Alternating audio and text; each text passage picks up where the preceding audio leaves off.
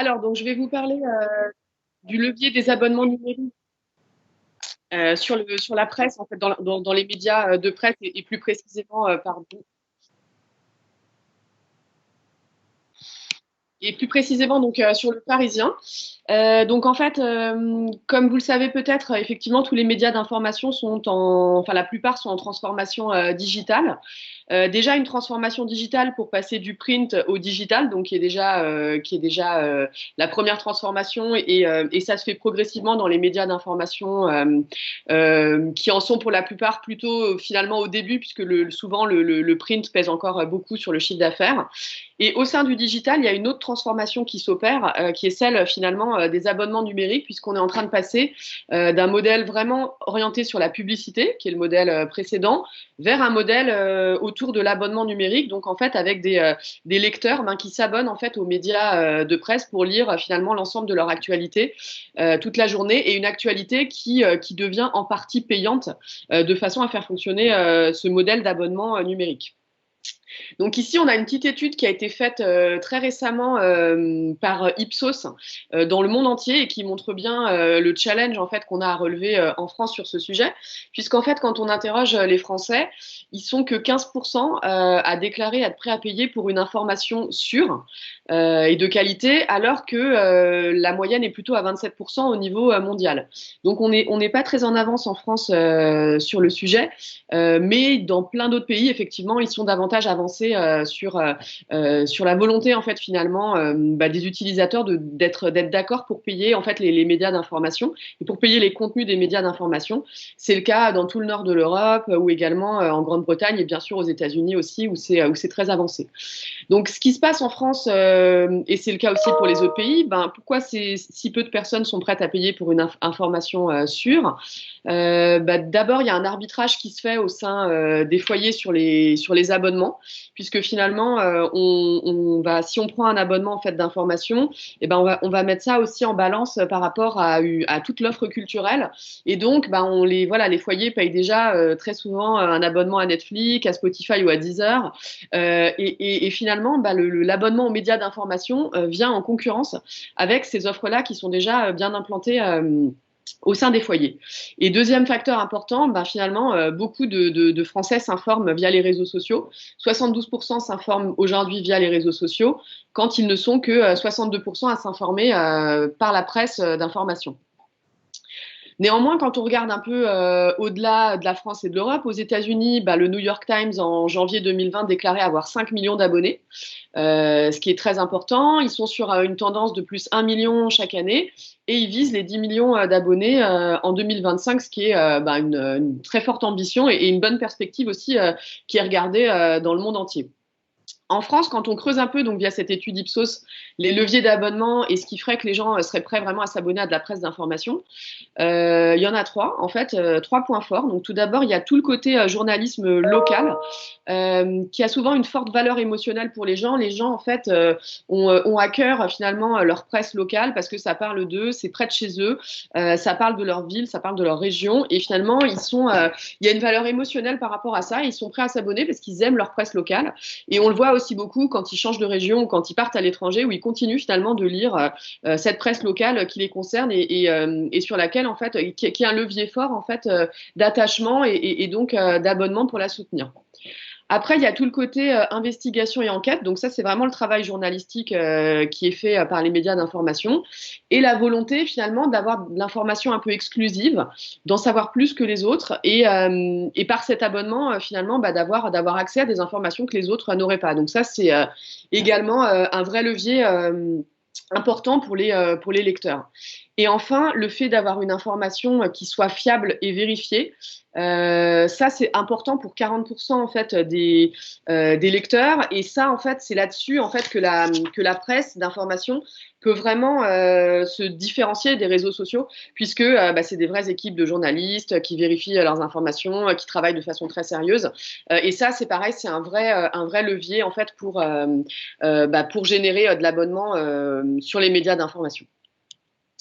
Voilà, donc sur le Parisien, donc on a une progression de nos abonnements numériques, même si on est vraiment au début de notre croissance. Cette année, on a déjà en fait 40 000 abonnés numériques. C'est quasiment x2 par rapport à l'année dernière. Donc on est sur des fortes croissances. Là, vous voyez que chaque année, on est sur des plus 70%. Donc c'est normal parce que c'est le début. Mais l'ambition, elle va au-delà de ça. Effectivement, on s'est fixé une ambition qui s'appelle Le Parisien 200 000, qui est d'atteindre les 200 000 abonnés à 5 ans, ce qui se fera normalement aussi peut-être probablement avant. Le plus dur, c'est d'atteindre les 100 000 premiers. Et puis ensuite, effectivement, on voit qu'on a mis en place les leviers qui vont permettre en fait d'y arriver, donc que ce soit les leviers éditoriaux, digitaux ou techniques. Donc, je vais vous parler un peu de ces leviers, les leviers sur lesquels on travaille vraiment pour réussir en fait cette croissance et ce changement de modèle vers les abonnements numériques. Alors, le premier levier, c'est forcément le contenu. Et ça, c'est finalement c'est le plus important, la plus grande transformation dans l'entreprise, parce que finalement, modifier la ligne éditoriale, ça nécessite finalement de réorganiser toute une rédaction. Il y a 450 journalistes au Parisien, et effectivement, c'est une très grosse réorganisation que de se dire, on change la ligne éditoriale de façon à ce qu'elle soit davantage adaptée à un modèle d'abonnement numérique, à un modèle payant. Donc, qu'est-ce qu'on change? Déjà, il y a un premier point, c'est de faire moins mais mieux. Finalement, on veut des articles moins nombreux mais plus impactants sur le numérique, aussi bien en audience qu'en engagement et qu'en abonnement. Donc, finalement, nos journalistes, ils vont se concentrer sur des sujets plus impactants, qui vont être vraiment sélectionnés. Et on va tout simplement produire moins d'articles pour se concentrer sur des enquêtes plus abouties, des récits plus aboutis. Ensuite, une information locale repensée. C'est très important de garder une information locale, en tout cas pour le Parisien, parce qu'on voit que c'est une des rubriques vraiment les plus consultées par nos lecteurs. Néanmoins, il faut réaffirmer plus une dimension régionale finalement que micro-locale, parce que l'information micro-locale, elle a moins de valeur, c'est une information un peu publique qui est connue au sein de la ville. Donc là, on veut davantage réaffirmer une dimension nationale et donner plus de puissance à l'information locale, toujours dans cette idée de faire moins mais mieux, donc d'avoir des vraies enquêtes, des vrais dossiers, y compris sur l'information locale, et la remettre au cœur de notre actualité. Des nouvelles thématiques. Donc là, on est parti vraiment aussi sur de la réorientation et aller vers des nouvelles thématiques qu'on ne traitait pas du tout en fait auparavant et qui sont vraiment, qui incitent les gens aussi à s'abonner parce qu'ils attendent ces thématiques-là. C'est le cas de l'immobilier. À Paris, c'est un vrai sujet de se loger. Et en fait, les articles sur l'immobilier, on n'avait pas de cellule immobilier il y a encore 1 an et demi. Et aujourd'hui, ça fonctionne très bien et les gens les Parisiens en fait ont besoin de cette information-là qui a de la valeur pour eux. C'est le cas aussi du pouvoir d'achat, de l'environnement ou de la santé. La santé, c'est vraiment dans le thème de ce qu'on vit en ce moment. Et c'est important, donc, justement, de faire évoluer notre ligne éditoriale et d'avoir vraiment des journalistes et des rubriques, en fait, dédiées à ces thématiques-là. Et en fait, enfin, pour l'abonnement également, on a besoin d'avoir plus de récits, plus d'enquêtes et de long format, c'est-à-dire de l'information finalement de qualité, exclusive, étayée et avec des longs formats et si possible aussi sur des sujets intéressants, du feuilletonnage, donc beaucoup de formats et de sujets qui reprennent le même thème quand ce sont des thèmes porteurs et intéressants pour nos lecteurs. Deuxième axe pour passer cette transformation de modèle, c'est vraiment le produit. On a besoin aussi d'avoir des bons produits en fait qui soient utiles faciles d'utilisation en fait pour les lecteurs. Au Parisien, on a refait tous nos sites web mobiles en fait en 2019 et cette année on a lancé de nouvelles applis. Les applications mobiles, c'est vraiment le produit des abonnés numériques puisque un abonnement sur 2 se fait via l'application mobile. Et puisqu'on sait que dès que nos lecteurs sont un peu engagés, ils utilisent en fait ce média-là, l'application mobile, qui est très pratique et sur laquelle ils peuvent vraiment consulter plus d'articles et de façon plus simple. Donc on a totalement refait notre appli. On a une information mieux hiérarchisée et les abonnés peuvent aussi retrouver leur journal numérique dans l'appli, donc dans le même produit. Et quand on est abonné, on y a accès la veille en avant-première. ce qui permet aux abonnés d'avoir un tout en un et de découvrir l'ensemble de nos contenus. Donc cette appli, elle a également plein d'innovations. Elle propose notamment un widget quand on a iOS 14, qui est la dernière version d'Apple, qui permet d'avoir son information directement sur l'écran d'accueil. Elle propose le dark mode, vous en avez parlé tout à l'heure, pour tout ce qui est économie d'énergie et de sa batterie. Donc voilà, toutes les dernières fonctionnalités, et c'est un vrai levier d'avoir ce bon produit aussi pour donner envie en fait aux lecteurs de s'abonner. Ensuite, il y a tout ce qui est le paywall. Donc, c'est le fait, une fois qu'on a un bon contenu éditorial, c'est le fait de passer finalement ces articles en payant. Donc là, vous avez l'exemple sur la gauche. On a un article sur les présidentielles américaines qui est le grand sujet depuis quelques jours. Et vous voyez qu'il y a un bandeau jaune en fait qui indique que cet article est payant. Donc en fait, on passe une partie de nos articles payants, et c'est cette pression finalement marketing qui va aussi générer de la frustration et de l'abonnement. Donc ça, c'est l'évolution à 1 an. Donc en fait, c'est sur une période très courte, entre 2019 et 2020. Il y a encore 1 an, on avait moins d'1% de nos pages qui contenaient un paywall. Donc un paywall, c'est ce bandeau qui bloque en fait la lecture. Et aujourd'hui, on en a plus de 30%. Donc c'est allé assez vite. Et pareil, au niveau de la rédaction, il y a encore 1 an, on était à 10 articles premium par jour, quand aujourd'hui, on est à 50 articles premium par jour, sur un total d'environ 250. Donc on fait monter aussi cette pression marketing finalement, et cette pression sur l'abonnement qui nous permet aussi d'améliorer le taux de conversion et de générer plus d'abonnements.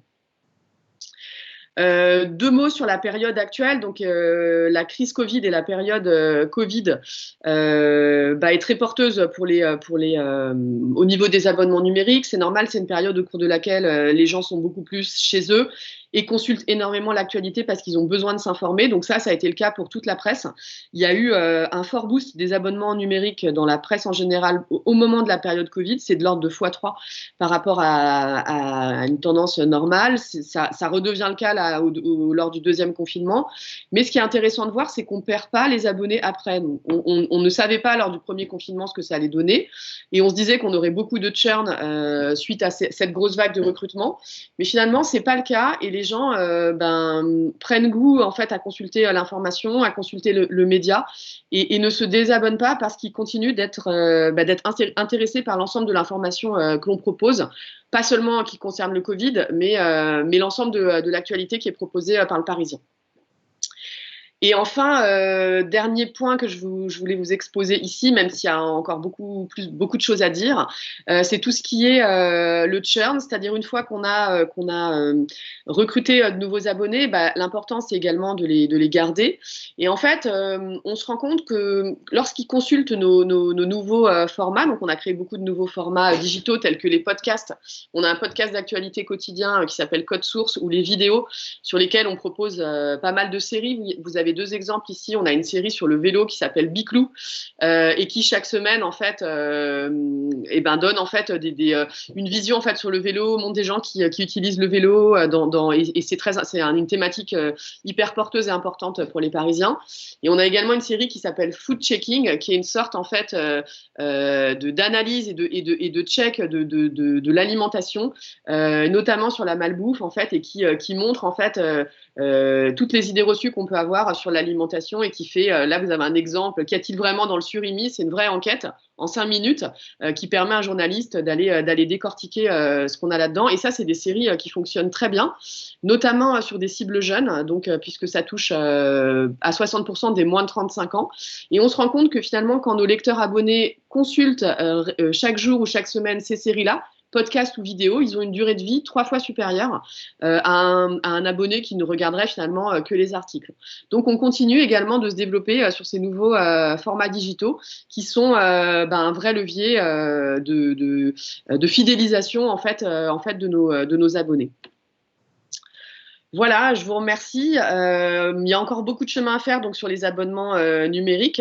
Toute la presse en fait suit ce même mouvement et je pense que c'est encore un sujet dont on entendra parler pendant plusieurs années avant qu'on arrive vraiment à ce que l'abonnement numérique devienne le modèle principal de rémunération du digital. Mais c'est hyper intéressant parce que c'est un vrai changement qui est en train de s'opérer. On voit que ça avance grandement et je pense que d'ici quelques années, on aura vraiment bien avancé, bien transformé les choses sur ce sujet de l'abonnement numérique au niveau de la presse d'information.